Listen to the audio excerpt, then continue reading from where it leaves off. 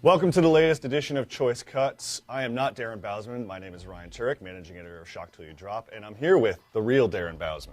Yeah. How's it going, man? It's going good. I'm glad that we were able to make that distinction now because there's been some confusion in the past. If we had James Gunn here, we'd be screwed. I know, we'd be. Or J.J. Abrams, too. Or J.J. Abrams, so I'm told, yeah.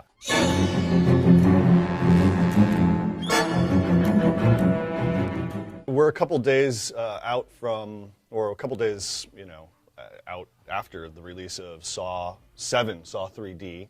And since you were such a large contributor to the series, I wanted to hear your thoughts on what you thought of the finale. You know, it's hard, I think, going into watching anything you've been this close to for so long. I mean, Saw gave me my start. So I feel, I don't know, I feel still very passionate about every time it comes out. Yeah. And it's hard because I keep thinking, what would I do in that situation? In Saw 7, how would I have done it? And, I think Kevin's a great director. I really like the last Saw he made.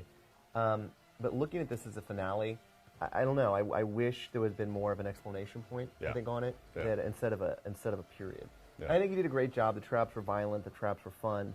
But, it's the end. If this really is the end, I mean, we'll see. Hopefully in 2 years when my career washes up, I'll be director of Saw 8. So I'm kind of going to say I'm glad they left that door open. But I don't know if it was a conclusion.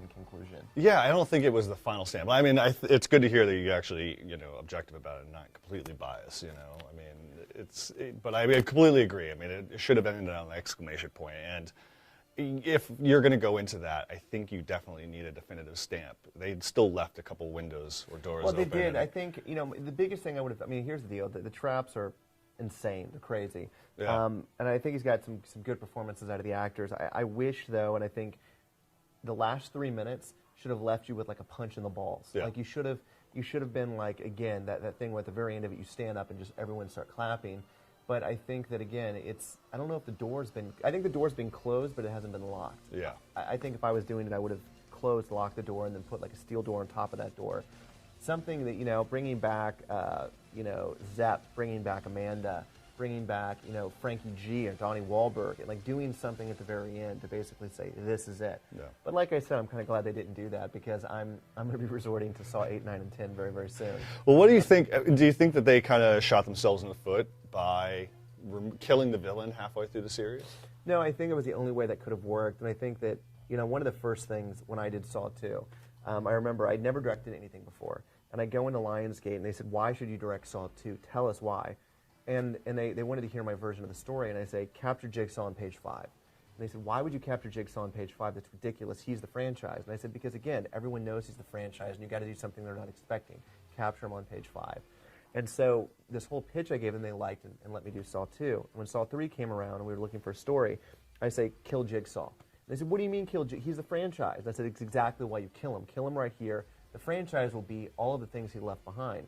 And I think that by doing that, the audience wasn't allowed to guess what was going to happen next. If you're going to kill your villain on the 3rd chapter and you still have 4 more, I think that's cool. If you're going to capture him on page 5 on the sequel. So I think that there's a way to keep him around and keep doing things in a smart and unique way. Yeah. What surprised me about the ending of Saw 3D was just how savvy the Saw fans are. I mean, I think they're much more savvy than the Friday the 13th fans, the Nightmare on Elm Street fans. They predicted what was going to come, like way back by 3. Yeah. Or, way back by 2. What do you agree with that? I mean, like that they. I think that one of the things we saw that we've all strived for, the producers, the writers, the directors that have all come in, is we're all fans of the movies, and we study them, we pick them apart, and we go on the message boards. We scour the message boards. We scour IMDb. We scour House of Jigsaw. All the message boards and all the horror sites, we look at them to find out what the fans are thinking and what they're doing, and we've shaped the movies to be about the fans. The problem with this is that the fans are, as you said, so smart. They're always, the minute we think we've got them, they figure it out. And so it's been kind of hard in that way because, again, like with Friday the 13th or with the Freddy films, you don't really see that as much. You don't have people picking apart what Jason's going to do or what Michael Myers is going to do. It's not like that. But I think with Saw, James Wan, right at the very beginning, did something smart, unique, and different. And he had everyone trying to guess the magic trick. And that's what Saw is. It's a magic trick. It's like, you're going to go in there and we're going to pull the wool over you and do something you're not expecting. So now by Saw 2, when we got them, with again, pulling the magic trick, they started looking. They started trying to figure out where we're hiding the cards, where the sleight of hand is occurring. And I think it became increasingly harder and harder to trick the audience. Absolutely. What were there any traps after your term, you're serving your term on Saw, that you wish you had done, traps that you were envious of? Well, it's funny, in this last Saw, one of the traps that we wanted to do and was written into Saw 2, we couldn't do it, then was written into Saw 3, and we couldn't do it, was the teeth pull. And in fact, Saw 3, if you remember the poster, is 3 teeth, yep. because they made the poster before we finished the film, and that was supposed to be Rig pulling his teeth out. I think anything with teeth just freaked me out. I just saw Jackass 3D last night. Have you seen it yet? Yeah. The scene where the guy pulls the tooth out with the car. I mean, I think anything with teeth freaks people out. So yeah, I wish I would have done that one. That was a great one. The fishhook one got me.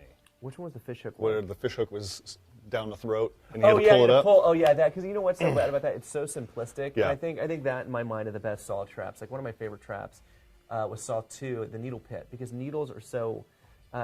Everyone experiences needles throughout their lives. And, it's something we can all relate to. And then you pervert that and say, okay, instead of being one needle, let's put 500,000 needles in there. Same thing with the hook. It's so simple. It's a fishing hook down someone's throat. And I think to pull that out, I mean, that had me. That was gnarly. I mean, also, I actually did really like, and again, it was kind of a ridiculous trap, but kind of awesome too, violent-wise, was the one that Chester from Lincoln Park was in, that he was stuck to the chair.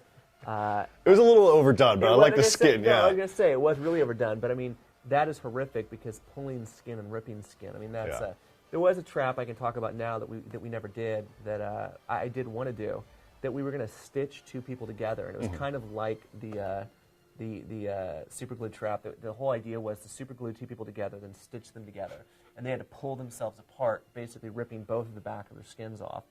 But that ended up becoming too complex and too hard to pull off. In terms of criticism, you think that. In 20 years' time, people will go, yeah, that defined it. That certainly was indicative of the time. And I mean, here's what I can say, and I think it's a fair assessment to say this now, that it is a new horror franchise, i.e. Friday the 13th or Nightmare on Elm Street of its time. And I think now, here we are 20, 30 years later, and you're still buying Freddy masks, you're still buying Jason masks. I think you're going to continue to see the Billy puppet. I think you're going to continue to see the pig. I think that's not going to go away because, again, it was a time in horror that, all of these kids, every Halloween became a tradition. Go on Halloween night and go see the new Saw film. And I think that's hopefully something that will continue on. In 20 years' time, how do you think people are going to view the Saw franchise? Do you think it's going to be, Well, I'll still be directing them in 20 years. Hopefully taking them into space? Yeah, if we can get Pinhead and Jigsaw and Chucky, I think we're good.